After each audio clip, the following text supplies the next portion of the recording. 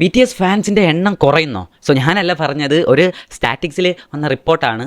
സംഭവം ഞാൻ പറയാം. നമ്മുടെ BTSൻ്റെ റീസെൻ്റ്ലി നമ്മുടെ വോഗിൻ്റെ ജപ്പാൻ എഡിഷൻ്റെ ലൈക്ക് കവർ ഫോട്ടോയിൽ വന്നല്ലോ. അപ്പം കുറേ ഫോട്ടോഷൂട്ടും കാര്യങ്ങളൊക്കെ ഉണ്ടായിരുന്നു.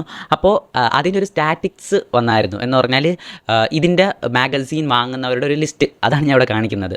സോ ഇതിൽ ഏറ്റവും കൂടുതൽ 50 വയസ്സിനുള്ളവരും 40 വയസ്സിലുള്ളവരൊക്കെയാണ് ഇത് വാങ്ങുന്നത്. അപ്പം കുറേ പേര് പറഞ്ഞു, ഫാൻസും പിന്നെ അല്ലാത്ത മറ്റ് ഐഡൽസിൻ്റെ ഫാൻസൊക്കെ പറഞ്ഞു BTSലെ ഫാൻസിൻ്റെ എണ്ണത്തിൽ വ്യത്യാസം വരുന്നു, കാര്യം യങ്ങർ ജനറേഷൻ ഒന്നുമില്ല എന്ന്. പക്ഷേ ഇവിടെ സത്യസന്ധമായിട്ടൊരു കാര്യം എന്ന് പറഞ്ഞു കഴിഞ്ഞാൽ, ഈ വോഗ് എന്ന് പറയുന്നത് ഫാഷൻ്റെ ഒരു ബൈബിൾ മാഗസീൻ കണക്കുള്ള സെറ്റപ്പാണ്.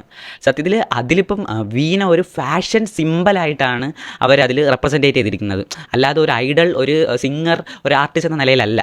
പിന്നെ ഈ വോഗ് സാധനം വാങ്ങുന്നത് കൂടുതലും ഫാഷനിൽ ക്രൈസ് ഉള്ളവരാണ്, അല്ലാതെ ഐഡൽസിനെ ആരാധിക്കുന്ന ഫാൻസ് അല്ല.